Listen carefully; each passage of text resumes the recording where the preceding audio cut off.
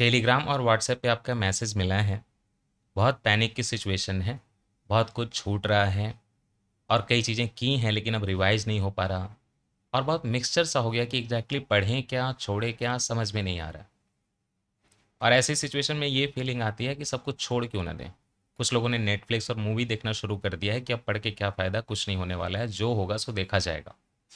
ये feeling first of all बहुत normal है और बहुत कॉमन है। अगर आपको ऐसी फीलिंग आ रही है तो आप रियल एस्पिरेंट हैं। हर रियल एस्पिरेंट को ऐसे लास्ट में फीलिंग आती है। उसके बावजूद भी एस्पिरेंट एग्ज़ाम में जाता है और क्लियर करके आता है। मुद्दा ये है कि इस मोमेंट पे आपने जो पढ़ाई की है साल भर, आप उसको कितना एग्जामिनेशन हॉल में ले जा पा रहे हो और कितना एग्जामिनेशन हॉल में आप ले जाओगे, वो चीज़ ये डिटरमाइन करेगी कि आपका कॉन्फिडेंस कितना है एग्जामिनेशन हॉल में। अगर आपको ये फीलिंग आ रही है कि आपने सब कुछ कंप्लीट किया हुआ है, सब कुछ रिवाइज किया है, सब कुछ पढ़ा हुआ है, तो आपका ऑब्वियस है कि कॉन्फिडेंस बूस्ट होता है। अगर इंटरनली हम कॉन्फिडेंट नहीं हैं तो हम अपनी प्रिपरेशन बेटर कर सकते हैं। और कैसे उस फीलिंग को लाएं इस मोमेंट पे, 10 दिन बचे हुए हो, कैसे उस फीलिंग को लाएं कि हम प्रिपेयर्ड हैं, बिल्कुल हम डील कर लेंगे। तो उसके लिए मैं यहाँ पे आपको स्टेप दे रहा हूँ। जो लास्ट स्टेप है वो सबसे इंपॉर्टेंट है, तो आप लास्ट तक इस वीडियो को देखिए, छोटे से वीडियो को। मैं एक एक मिनट में आपको एक एक स्टेप बताऊंगा और 10 मिनट से ज़्यादा आपका टाइम नहीं लूँगा। सबसे पहला काम क्या करना है आपको अपने कॉन्फिडेंस को बूस्ट करने के लिए, प्रोसेस की शुरुआत कहाँ से होगी? अगर आपने कर लिया है तब तो ठीक, नहीं किया है तो पहला स्टेप सबसे आसान है। आप यूपीएससी का जो ओरिजिनल पेपर है जो उन्होंने वेबसाइट पे अपलोड किया है, मैं बोलूँगा ए सीरीज हो तो बहुत अच्छा है। जीएस और सी सेट दोनों के 5 साल के आप पेपर डाउनलोड कर लीजिए, 20 से लेके 24 तक। और साथ ही साथ 20 से लेके 23 का जो ऑफिशियल की है उस सेट का, वो भी डाउनलोड कर लीजिए। 24 का की अभी तक नहीं आया है, तो जो भी कोचिंग आपको सबसे क्लोज लग रही है, विजन का हो चाहे किसी का, उसका की अभी के लिए यूज़ कर लीजिए। ऑब्वियसली यूपीएससी से डिफर करेगा, हमें मतलब नहीं।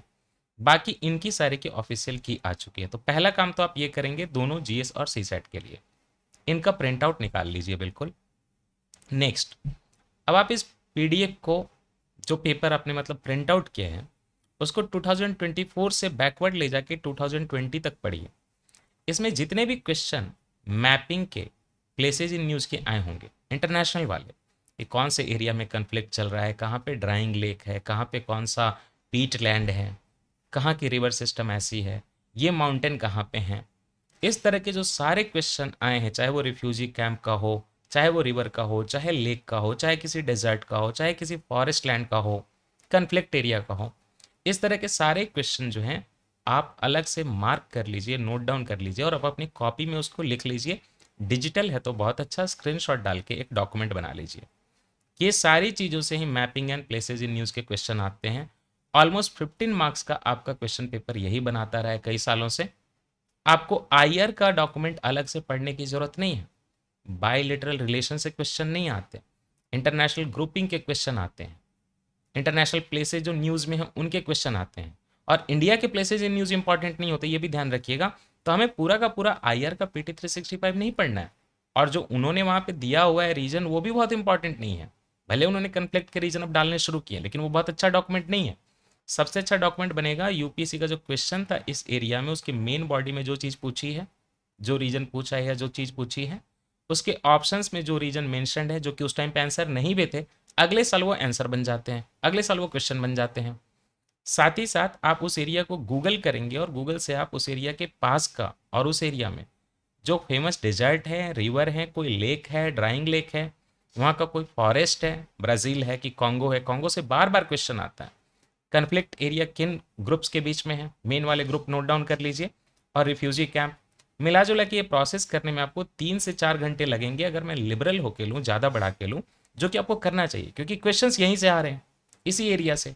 इसकी जगह पे आप पीटी 365 का आईआर कर रहे हो, जो कि बिल्कुल गलत है। तो ये सारे जो मैंने आपको पॉइंट बताए हैं, ये नोट डाउन कर लीजिए और क्वेश्चंस वहीं से आने के चांसेस है। लास्ट वाला पॉइंट सबसे इंपॉर्टेंट है, उसमें इसका भी सॉल्यूशन मिलेगा। सेकेंड चीज, एनवायरनमेंट में आप बहुत बेसिक किताबें पढ़ने लगते हो, लेकिन क्वेश्चन का नेचर देखिए कैसा आ रहा है, बहुत बेसिक किताबों से आ रहा है। जो क्लाइमेट का भी क्वेश्चन है वो ऐसा है कि एक इंटरनेशनल फोरम ने एक रिपोर्ट निकाली थी, उसकी रिपोर्ट में 2 लाइन थी, दोनों को क्वेश्चन बना दिया। तो वो तो कैच नहीं कर सकते। लेकिन 15-14 मार्क्स का एनिमल और प्लांट का बिहेवियर आ रहा है, तो हम इसकी कंजर्वेशन स्टेटस पढ़ने की जगह, ये कौन से नेशनल पार्क में पाए जाते हैं ये पढ़ने की जगह, हम इन एनिमल और प्लांट स्पीसीज की बिहेवियर देख लें और ये प्रॉब्लम मैंने आपकी खत्म कर दी है। 11 पेजेज में जितने भी पॉसिबल हैं एनिमल और प्लांट जो आ सकते हैं एग्जामिनेशन में, इंक्लूडिंग द 15 ईयर्स PYQ, सबके ऑप्शन मेन बॉडी मैंने आपका डॉक्यूमेंट ये IAS कॉरिडोर के टेलीग्राम चैनल पे डाल दिया है। तो अभी आप वीडियो को रोक के अगर आप पहली बार देख रहे हैं तो जाके ये स्पेसिस क्वेश्चन डाउनलोड कर लीजिए 15 साल का, और ये आंसर सारा इससे हो जाएगा। ब्रह्मोस पार्ट 1 करके जो डॉक्यूमेंट है 11 पेजेस में आपका काम ओवर। हर तरह के क्वेश्चन यहां से कवर हो जाएंगे। ये डॉक्यूमेंट आपका 15 मार्क्स का क्वेश्चन पेपर बना सकता है। दूसरा, एनवायरनमेंट में इतना करने से नहीं होगा। जो स्टैटिक पोर्शन है वहां पे आपको क्या करना है, आप ग्रीन हाउस गैसेज जो है देखिए और उनके एप्लीकेशन देखिए, किस चीज में यूज होते हैं, इस तरह के क्वेश्चन पूछते हैं। जो ओजोन डिप्लीटिंग सब्सटेंसेज हैं, do the same for them. और इनके जो रिप्लेसमेंट आए हैं इनकी जगह, उनके भी यूजेस देखिए, उनके भी एप्लीकेशन देखिए, कौन सा फायर रिटार्टेंट है, कौन सा सॉल्वेंट है, राइट। नाइट्रोजन के कंपाउंड देखेंगे तो कौन सा ओजोन डिप्लीटिंग है, बाकी नाइट्रोजन के कौन से ऑक्साइड्स हैं, लास्ट ईयर का क्वेश्चन है। लगातार इसी तरह से क्वेश्चन आ रहे हैं, बिल्कुल फाउंडेशन से कि बायोडाइवर्सिटी किसको बोलते हैं, एनवायरमेंटल लॉ क्या है, ये सब क्वेश्चन नहीं आ रहे।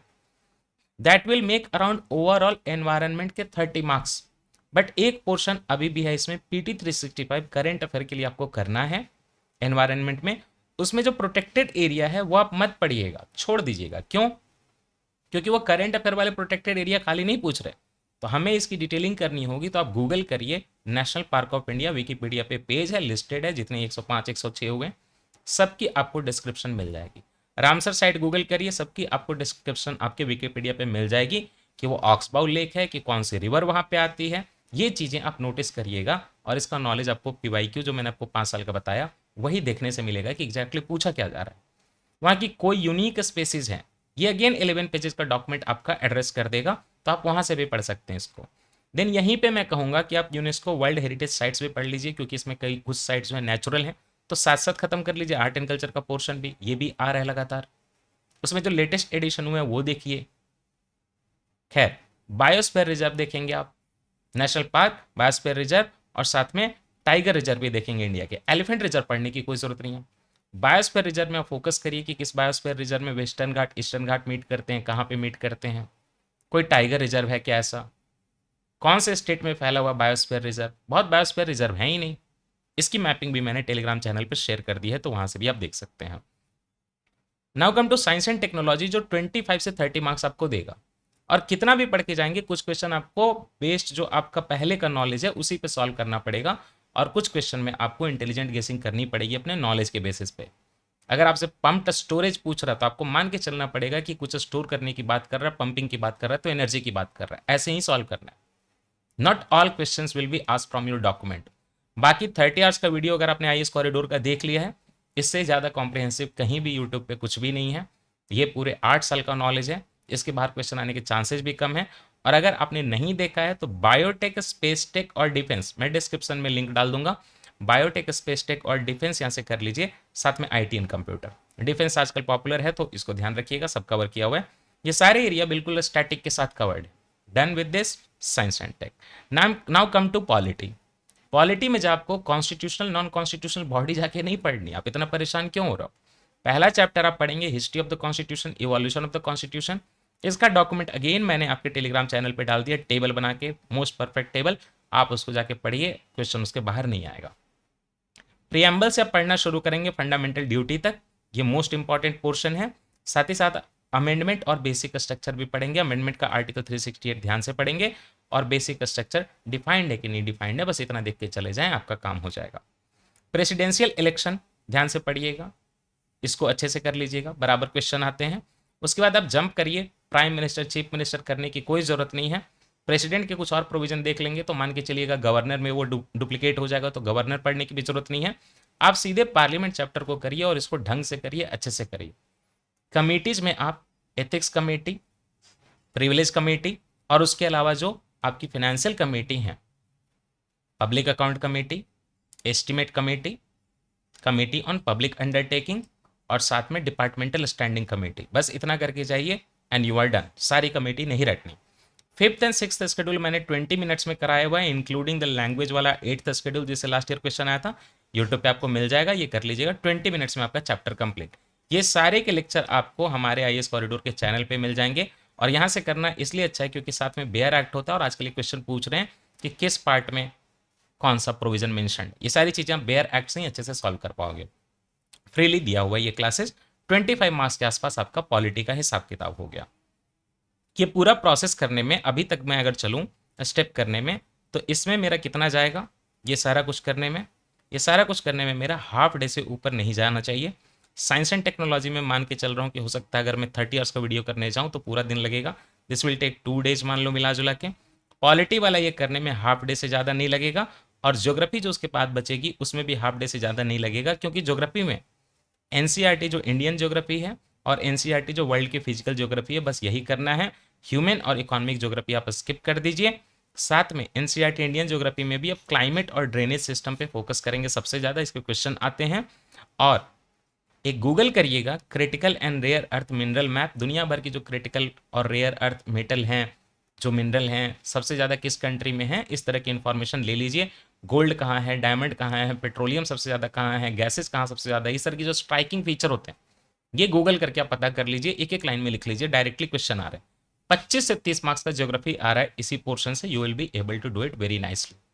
नाउ जो आईआर में आप कॉन्टिनेंट वाइज चीज़ें कर रहे थे, मैपिंग कर रहे थे, उसी तरह से आईआर में आप सारे कॉन्टिनेंट का सिंपल गूगल करिए फिजिकल मैप, और फिजिकल मैप में वहाँ पे डार्लिंग मोरे है या स्नेक प्लेटू है, कोई माउंटेन है ना, माउंटेन आया था ब्लैक फॉरेस्ट वगैरह, वॉल्केनो है कोई जो न्यूज़ में रहा है, वहाँ की कोई सीज है, उनके सराउंडिंग एरिया क्या है, इस तरह की चीज़ें। और अगर यहाँ पे आपको ट्रिक वगैरह देखना है तो ये भी गूगल पे मिल जाएगा, ये करिए हाफ डे में, इसको कंप्लीट करिए।